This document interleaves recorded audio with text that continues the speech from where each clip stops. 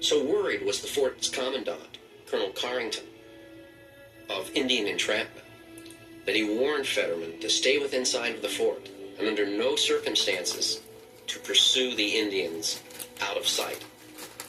But of course, young Captain Fetterman, one of many in a long line of young officers with a lot of courage and very little brain, pursued the retreating Indians, who lured him into a trap laid by the Northern Cheyenne and the Sioux. I was the one sent out to spy on the fort. The soldiers followed fast and were well into the hills before the big body of Indians attacked them. 2 Moons, Cheyenne Warrior, 1866. The attack was swift. When it was over, Fetterman and 100 of his men were all dead. The Northern Cheyenne called it the Battle of 100 Slain. But the press and the military declared it the Fetterman Massacre.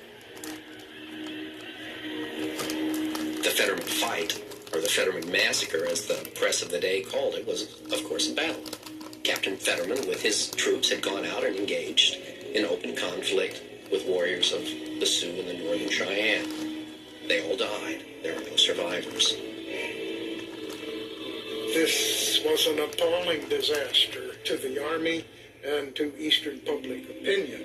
It led directly to a reassessment of Indian policy and the formation of a peace commission to attempt to accomplish through diplomacy what the military had failed to accomplish by force.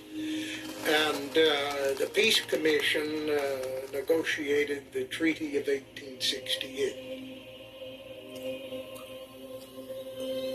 The 1868 Treaty of Fort Laramie established the Great Sioux Reservation and set aside the game abundant Black Hills for the Northern Cheyenne and Sioux.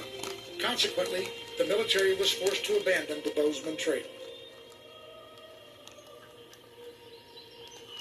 In great humiliation, the Army had to march out and abandon those forts. Well, immediately the Indians swarmed in and burned them and had high carnival.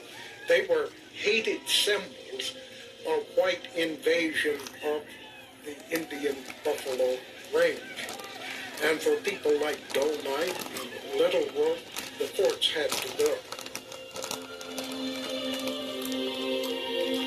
Although Doe Knife and Little Wolf felt they had won the battle, they would soon lose the war. Within the treaty, they unknowingly agreed that once the buffalo were gone in the north, they would move to a reservation in the south. Certainly, the Indians could not be expected to understand that they were committing themselves to give up everything they had known in life. I don't think Doe Knife did. I don't think Little Wolf did. I think what we have to keep in mind at this late day is that the people who signed that treaty on both sides really didn't understand the full implications of the treaty.